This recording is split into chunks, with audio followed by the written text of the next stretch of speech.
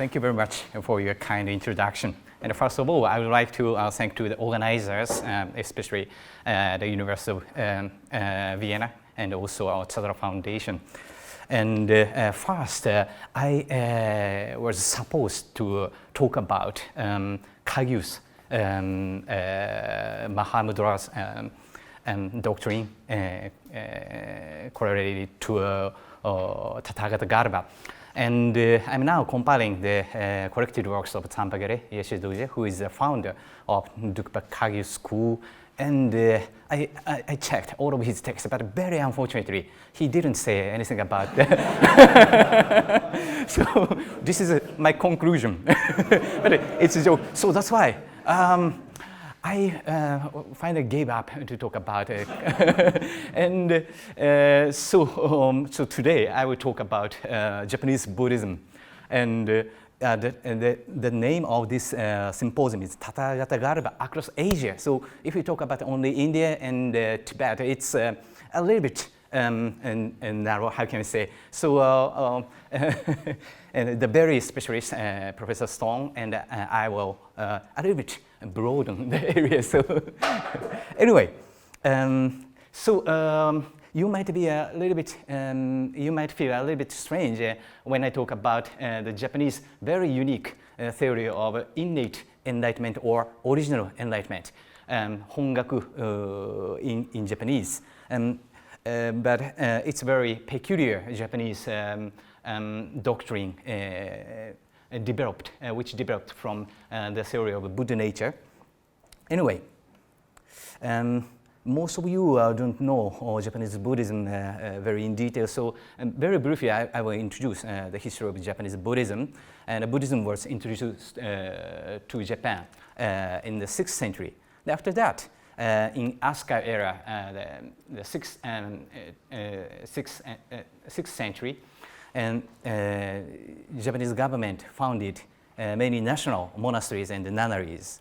And after that, in Nara era, in 7th century, 6 basic schools appeared in Japan. And they are attributed to Indian Buddhism mostly, so Sarvasvati or South Atlantic Kusha school. Kusha is Abhidharma Kosha, so there is a very basic school based on Abhidharma Kosha, and Jōjutsu is kind of South Atlantica, and Hoso is Vijayana, and Sanlong is 3 treatises of Madhyamika, especially the Ari Madhyamika. And Kegon is in Chinese Huayang. This is only Chinese based Buddhism, and Ritsu is Vinaya school. So most of them are attributed to Indian Buddhism. And after that, in Heian period, there are 2 Japanese schools called Tendai and Shingon Tiantai in Chinese, and the Vajrayana school. And tomorrow, Professor Stone will talk about Tendai's theory. And then today I will focus on the Pure Land Buddhism in Japan, which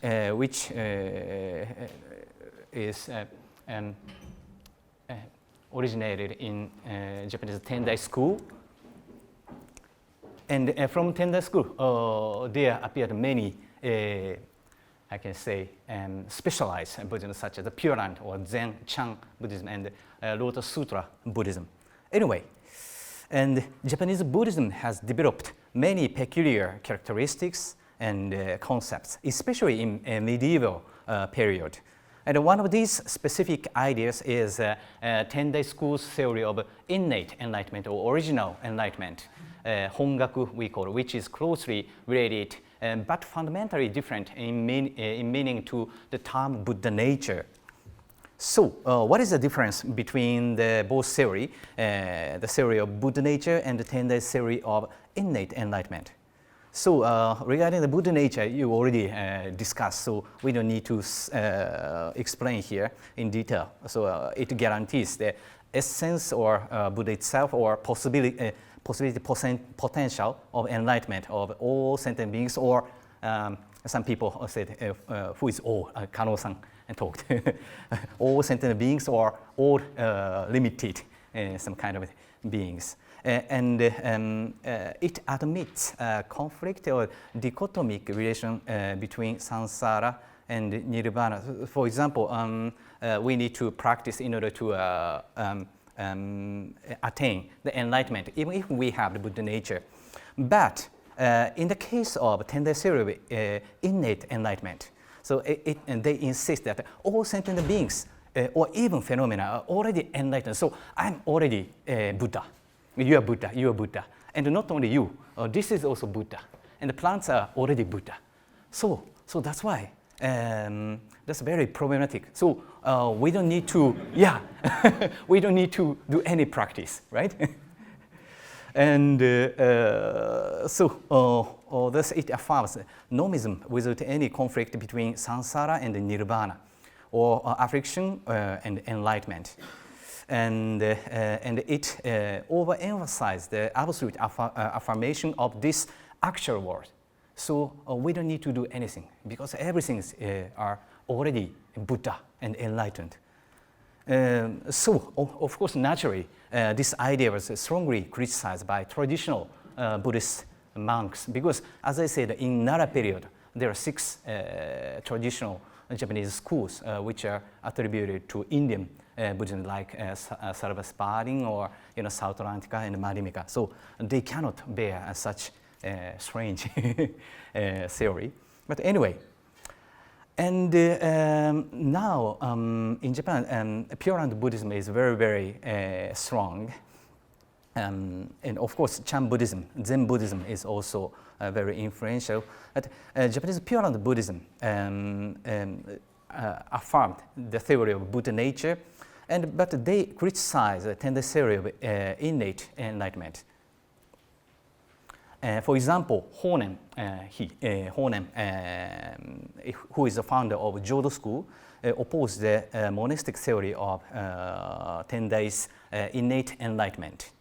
He defended the dichotomic method of invocation of the name of Amitabha Buddha. In Japan, we don't differentiate Amitabha and Amitayus, and both are Amitabha Buddha. But anyway, Amitayus or Amitabha, which guarantees the rebirth from the world of samsara into Amitabha's Pure Land. And finally, we will attain the enlightenment. So they divide the samsara and the nirvana completely. So that's why Honen could not accept it, the statement, we are already Buddha. Then we don't need to go to Skavati, right?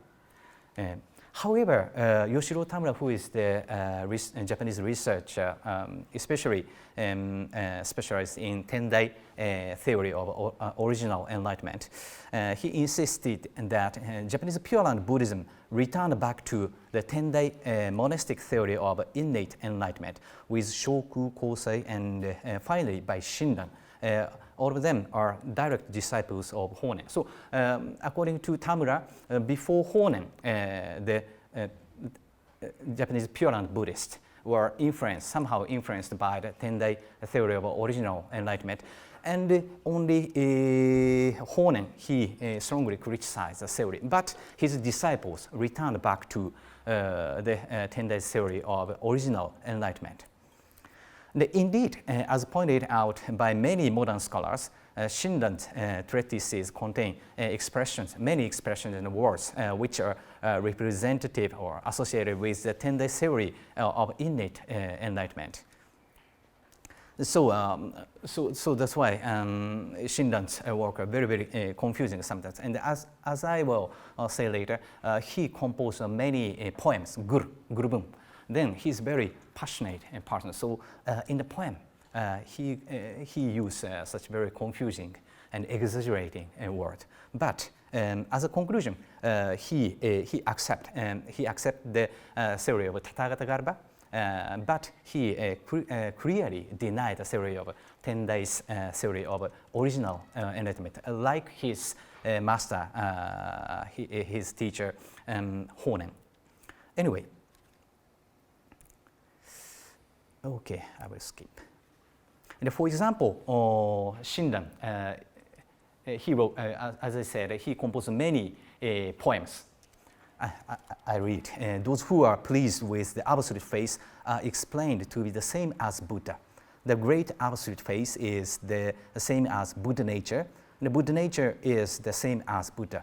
So, Tebachen in Buddha nature, in big cap, Buddha nature in Tebachen in big cap, like that. So, so if we have so in Capniam, so if we have face, if we like Buddha, then we are Buddha. So the Shinran's poem is very confusing. So that's why many scholars, modern scholars, are it's very misleading, and they thought that Shinran also accepted the theory of 10 days. That means that all beings are already Buddha. But as I said, he's a very passionate person, so sometimes he uses such exaggeration. But in his treatises, he clearly denies such idea. Anyway,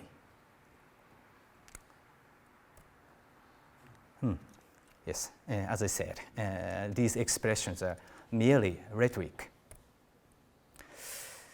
And in his main treatise, Jōdo-Shin-Shū, Shinran insisted that ordinary persons who have acquired the absolute faith will attain enlightenment without eliminating afflictions. So that means he used will, and that means we have not enlightened yet. So it's a clear objection against the original enlightenment. Okay, like that he wrote.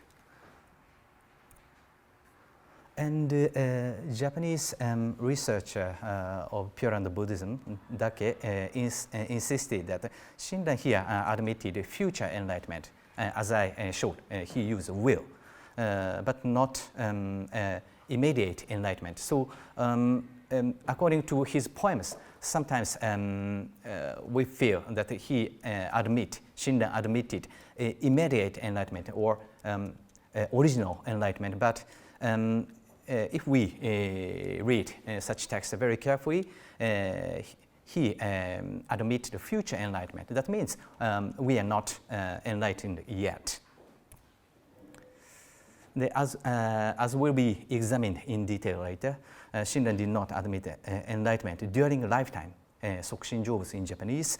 Rather, he admitted a future-oriented path of Buddhahood with different stages of practice, roughly based on the 52 Bodhisattva's stages of practice, including the Tenbuhumi. So later I will show the chart about Tendai or Tentai school accept in the general 5 marga, but they further classified the 5 marga into 52 stages. So that's why Shinran, as I will later explain, but Shinran also followed the very typical Bodhisattva ways. So we shall overview Shinran's interpretation of the Tenda theory of original or innate enlightenment. So Shinran asserts the gradual path towards Buddhahood. So first, acquisition of absolute faith, and after that, we will be reborn in the Pure Land of Amitabha, and then we will practice in the Pure Land, following the stage of Bodhisattva, and finally we will attain the enlightenment. This is very typical typical path of Pure Land Buddhism. So that's why his interpretation, Shinran's interpretation, is different from the Tendai theory of innate enlightenment, which admits the enlightenment during life. And first we shall check Shinran's statement, which clearly denied the Tendai theory of innate enlightenment. In the Tanisho, composed by his direct disciple, Shinran denied the enlightenment during lifetime. So ordinary beings can attain the Pure Land by Amida Buddha's power. Thereafter, they will attain the enlightenment. But if people could attain enlightenment in the state of ordinary being, they would possess the 32 major marks and 18 minor marks of Buddha and teach Dharma, Buddha Dharma, and benefit sentient beings like Buddha. But what do you feel? Maybe you don't have 32 marks. So that's why actually we don't have such marks. So that's why it's impossible for us to be enlightened as ordinary beings in this life, during this life. So he clearly denied the theory of enlightenment during lifetime.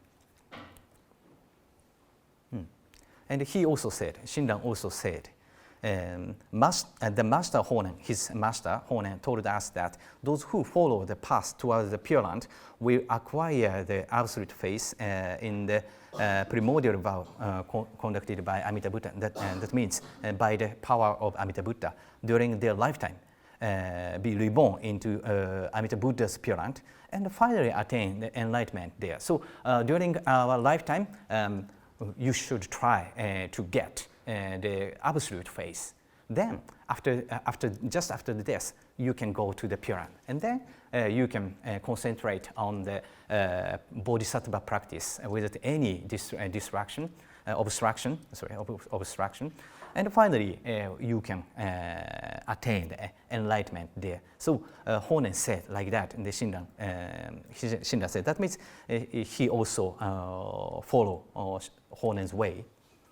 Anyway, so that's why, as we will see later more in detail, Shinran followed the general Bodhisattva practical ways. But as I said, sometimes Shinran uses very confusing expressions, so we shall look at. Being the same as Buddha. So always, not always, but most modern scholars regard this expression as incapnium, so ordinary person, sosokebo, or inna, Buddha in bear cap, like that. The Buddha inna, sosokebo in bear cap, like that. So mutual pervasion, like that. But Shinran stated in the Jōdo-Wasan, Wasan is guru, so always he is using such a confusing expression in poems, in Gurubun, in his Gurubun.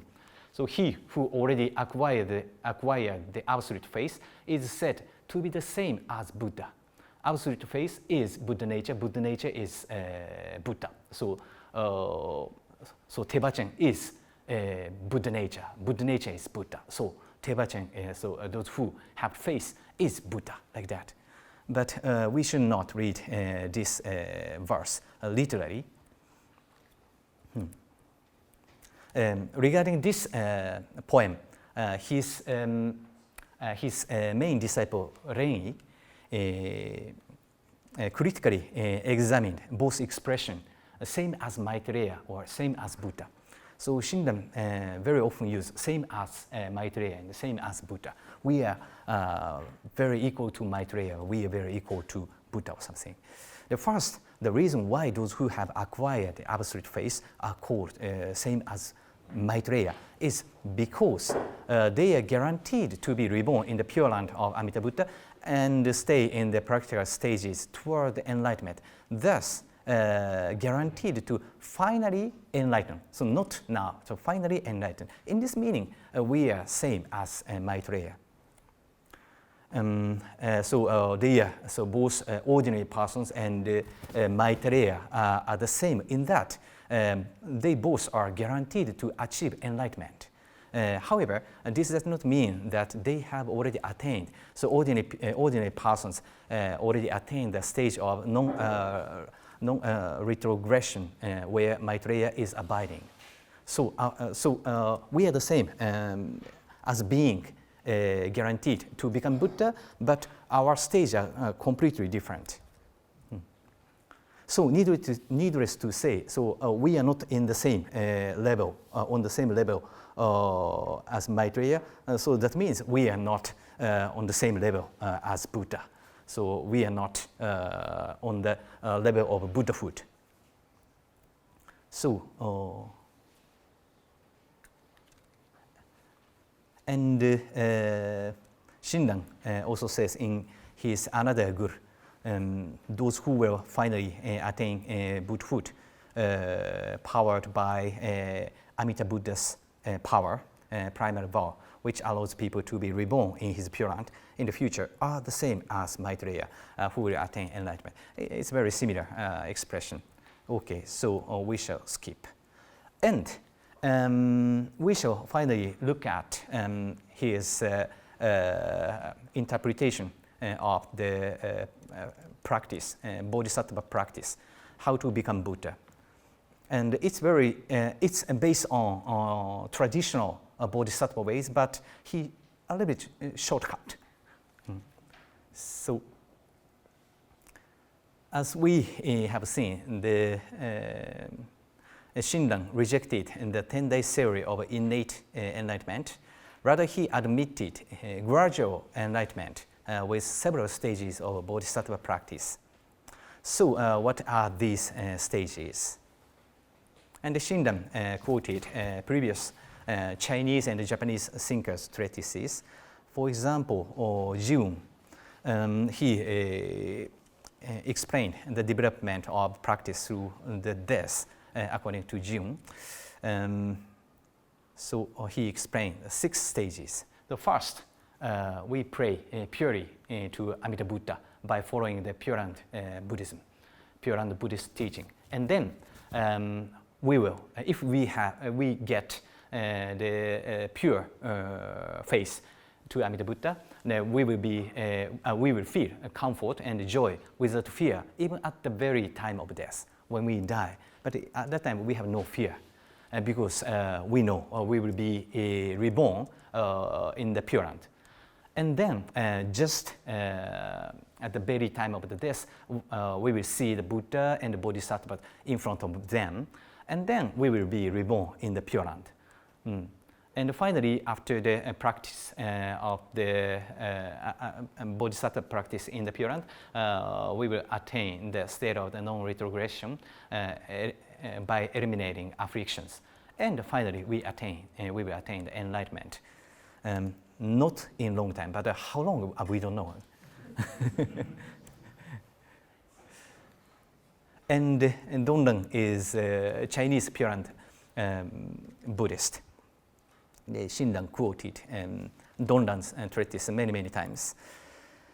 And Dongdan said, if a bodhisattva with an afflicted mind who belongs to a stage between the first and the 7th Bhumis looks at the Amitabha Buddha, and then he will realize the Dharma Bodhi with equality. And that means he will become a bodhisattva in a stage over 8th Bhumi.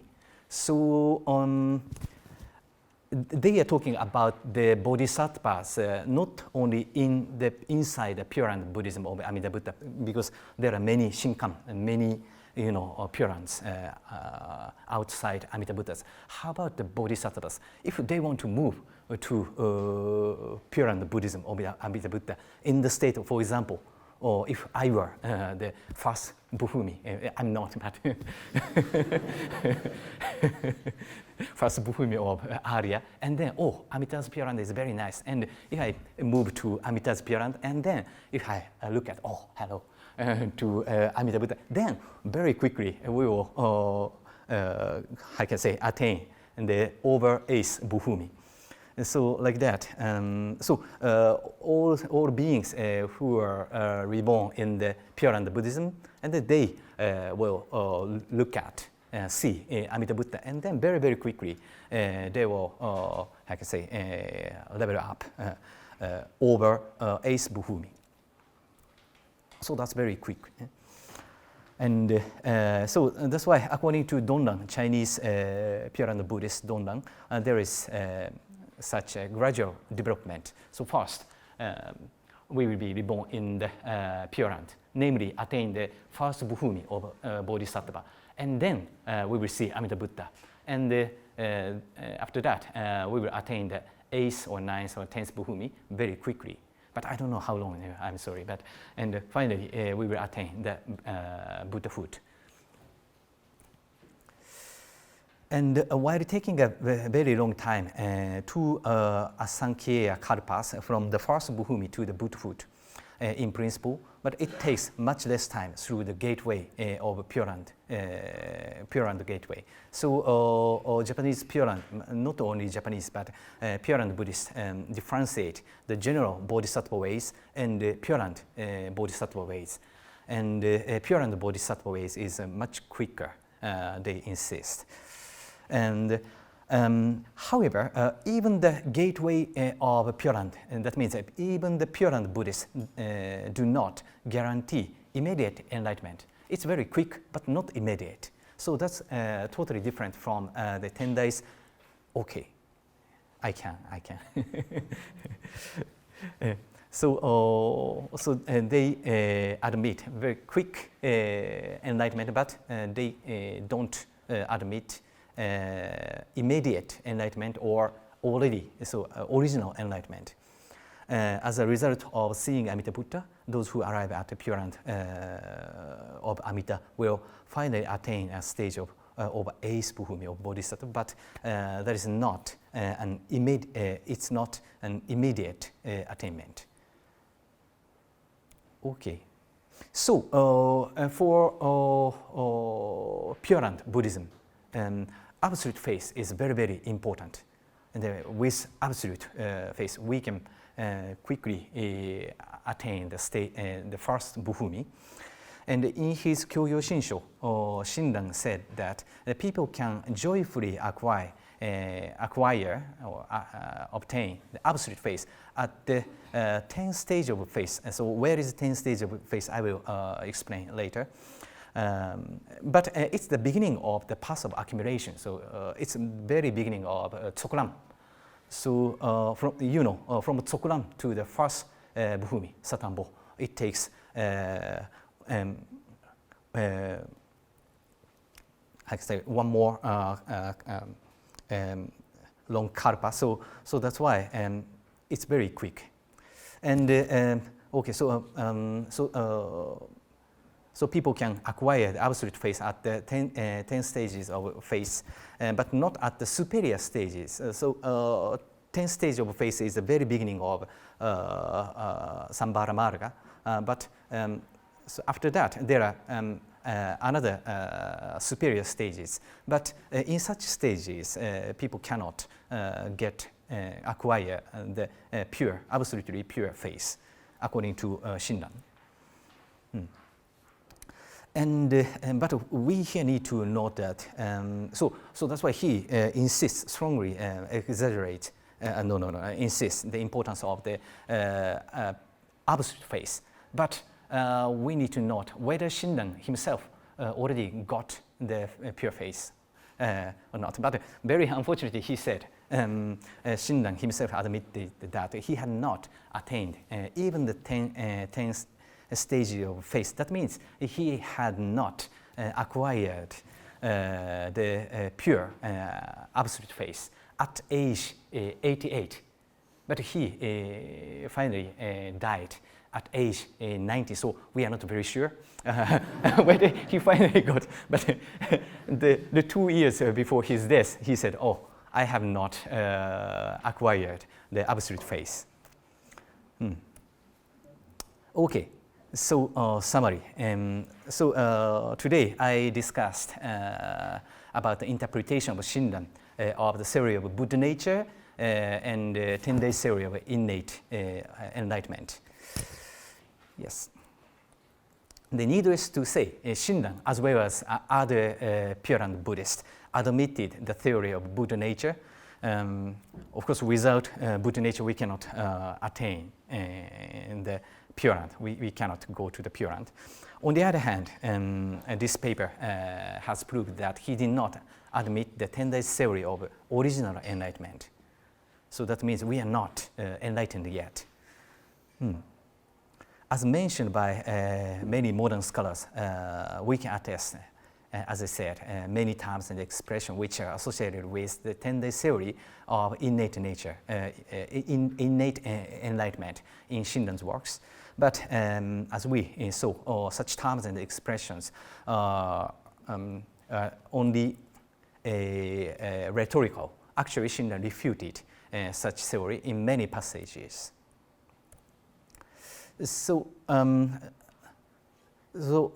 I collected many passages, references about the gradual development of practice, and finally I summarize the steps. First, we should listen to Dharma about Amida Buddha and his name.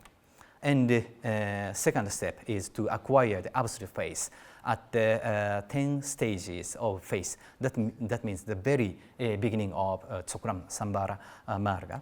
And then, if we can get the absolute faith, and then just after the death, we can be reborn in Amita's Pure Land. That means we can attain the first Bhumi of Bodhisattva. And then, after being reborn in the Amita Buddha's Pure Land, then we will see Amita Buddha directly. And then we can quickly attain superior stages over the 8th Bhumi of Bodhisattva. And we will practice quickly between the 8th and the 10th Bhumi, and we attain the state of future Buddhahood by only one single existence, equivalent to Maitreya, and finally we will become Buddha. The 7 stages. So that's why I said many times, but he could not admit Tenda's original, Tenda's theory of original enlightenment. And so I said that Shinran showed the theory of quick but gradual enlightenment. So how quick we should calculate. According to the traditional Mahayana Buddhist theory, it takes one Asankhya Kalpa from the beginning of Sambhara Marga until the first Bhumi of Bodhisattva, and 2 more Asankhya Kalpa to become Buddha. So in total 3 we need. But regarding the first Asankhya Kalpa, we can very how can I say, shortcut. According to Shinran, it takes only very short time from the acquisition of the absolute faith. That means at the very beginning of the Tsokram Sambhara Marga to the first Bhumi, only decades, or decades year or a few years. That means if we get the absolute faith, then we are guaranteed to attain the first Bhumi. We can just wait only, several years or several decades years. So that's very quick. And according to traditional Mahayana theory, it takes 1 more Asankhya Kalpa from the first to the 8th Bhumi, and 1 more, another one, the 3rd Asankhya Kalpa. Okay, I will finish within 1 minute, 2 minutes, from the 8th Bhumi to enlightenment. On the other hand, Shinran admitted a quicker practice. So like that, this is the 10th stage of faith. This is the very beginning of Sambhara Marga. And we have 30 more stages before the Tondam, and before Arya level. So this is the stage of the path of accumulation, and then a path of preparation, Jōdo-Ram, and 10 Bhumi. So from Satambo to Sa Chupa, and sometimes so Togaku, the level is almost equal to the enlightenment. It's the very end of the 10th Bhumi, just before enlightenment. And this is Myogaku. This is the state of perfect enlightenment, state of equivalent to Buddha. So it takes 1 Asankhya Kalpa from here to here to become to attain the first Bhumi. And from first Bhumi to 8th Bhumi, it takes 1 more Asankhya Kalpa, and from the 8th Bhumi to Buddhahood, it takes one more Asankheya Kalpa. And regarding this first Asankheya Kalpa, we can shortcut very, very quickly. And then second and third one, we don't know how we can shortcut that. But Shinran said quicker, but how quick we don't know, unfortunately. Anyway, so Shinran's interpretation enables the possibility to attain enlightenment quickly within 2 Asankheya Kalpa at longest, while it takes at least 3 Asankheya Kalpa according to traditional Mahayana Buddhist doctrines. Okay, so that's why Shinran guaranteed a quick but gradual enlightenment after one's death. So, very quick conclusion. Shinran was a man of many talents, especially as a poet. So, he composed many gur, and he used a lot of rhetoric, language, and examples in his works, especially in his religious poems. Such confusing expressions seem to have misled modern scholars into thinking that Shinran admitted the Tenda theory of original enlightenment and the theory of immediate enlightenment during lifetime. But as examined in this paper, they are only exaggerating rhetoric devices. And Shinran admitted the theory of Buddha nature, as I said, which enables all sentient beings to be reborn in the Pure Land of Amitabha and finally attain enlightenment. He admitted the theory of Buddha nature, but on the other hand, he did not admit the Tenda's theory of innate enlightenment, which absolutely affirms the actual phenomena and the state of Buddhahood of, I can say, ordinary persons. Okay, so thank you very much for your kind attention. Thank you.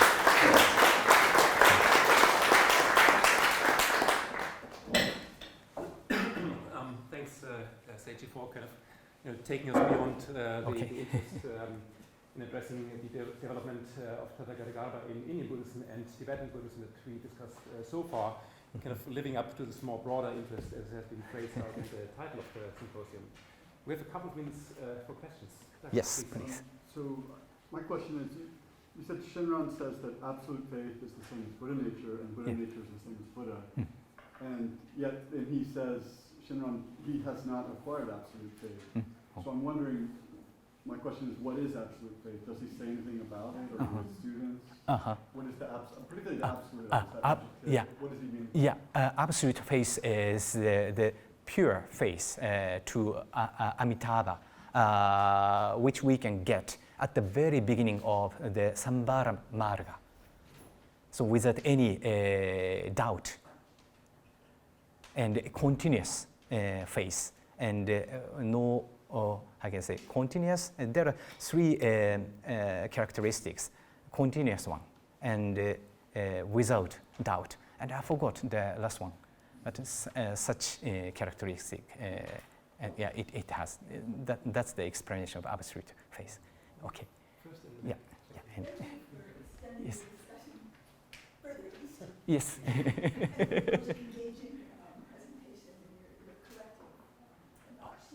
Yes. I think there are many problems with Tamura Yoshido's characterization. Yes. One of them being his claim that Tendai innate enlightenment is a denial of practice. Yes. This is caricature. That's not related to your paper. I appreciate, it's very intriguing the way that you resituate Shinran within a gradual path. Yes. And certainly I agree. He does not accept the idea that we are already Buddhas. Thank you very much. Buddhahood is something that happens only after we're born in the Pure Land. Yeah. So that's I think completely agree. But if we set aside the content and look at the structure Yes. of original enlightenment, I wonder if Tamura may not have a point. Which is to say, if we compare Shinran to sort of traditional Japanese Pure Land thought before Honen, Shinran, Yes. there's very much the idea that throughout your life, you have to work so hard to accumulate merit. And if you accumulate enough merit, and if you can focus your mind in the moment of death, then Amitabha will appear to you and escort you to his Pure Land. And then practice continues as described. But in Shinran, as I understand, I Yes. talking about that with a Shinju priest, who knows so much better than I do. Yes. But my understanding is when we talk about the very beginning stage, Mm-hmm. the acquisition of faith, Mm-hmm. that for Shinran, this is not something we do. It's the gift of Bodhisattva. Yes, yes, you're right. You're right. When we set aside this Mhm. egotistic Mhm. attempt to think, oh, I can reach Mhm. the Pure Land through my own efforts, Mhm. completely set aside that. Yeah. Yes. Power, Yes. then Amida's compassionate vow begins to work through us, Uh-huh. and we're seized by his compassion. Yeah. Never to be let Yeah. go. Yeah. So in some writings like Makoto, Mm-hmm. Shinran says, Mhm. he talks about Sokuku Ojo, the idea of the immediate attainment Mhm. of birth in the Pure Land. Mm-hmm. And of course, it doesn't really happen until after you die, Yes. but it's certainly from that moment. Yes. And so it's not dependent on how you die. And he's very clear that if Mhm. you have faith, it doesn't matter how you die. Mm-hmm. You're certain to go to the Pure Land. And this is really different Yes. from the surrounding Pure Land. Yeah.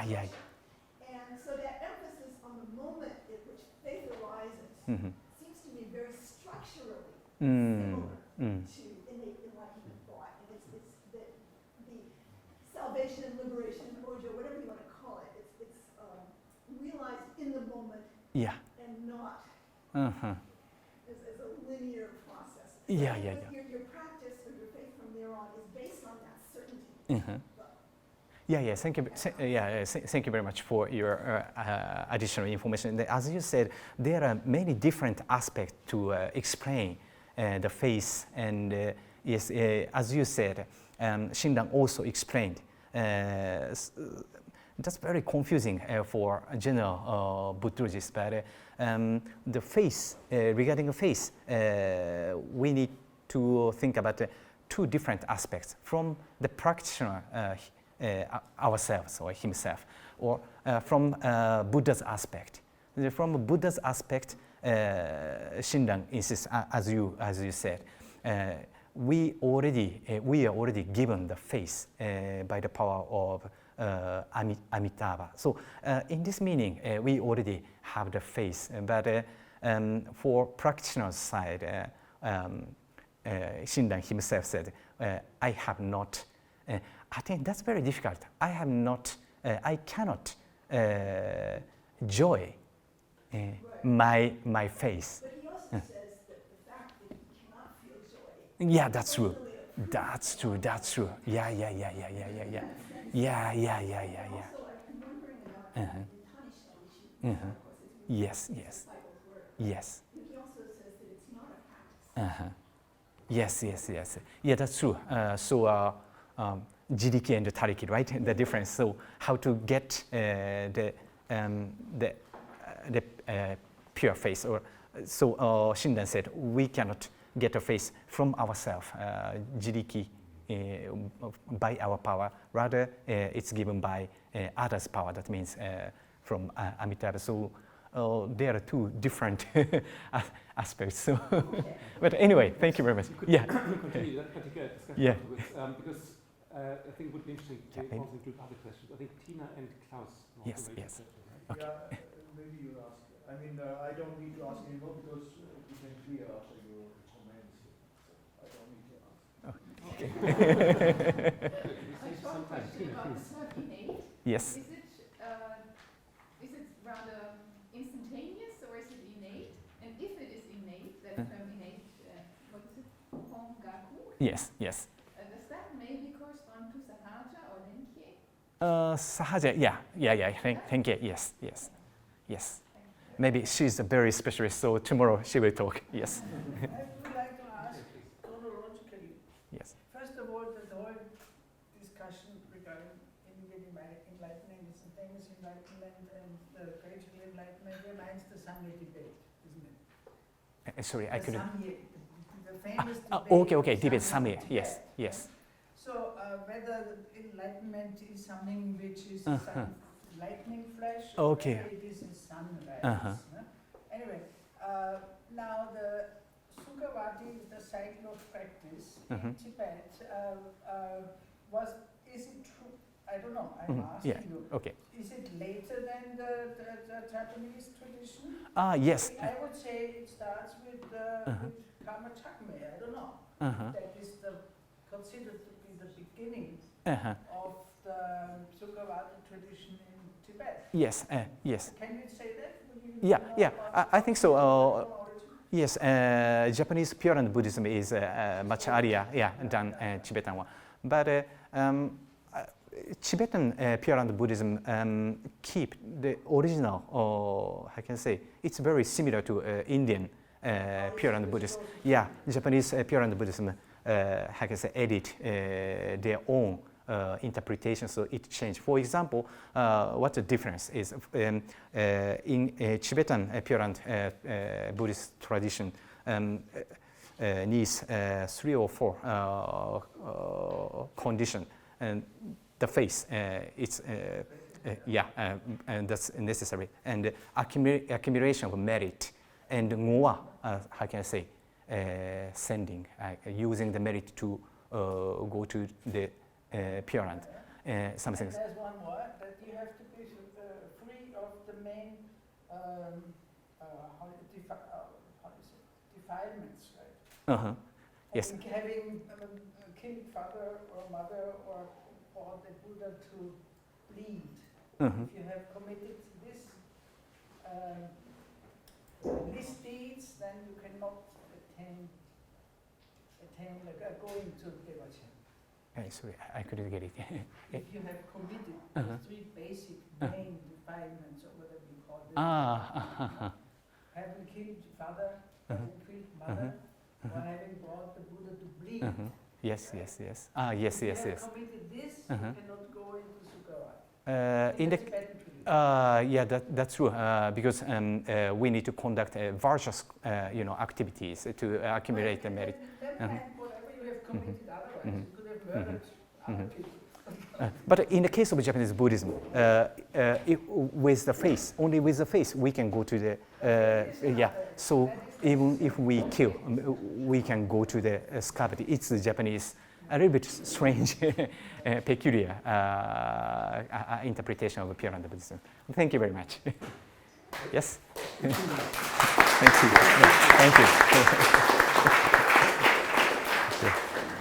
Slight to leave.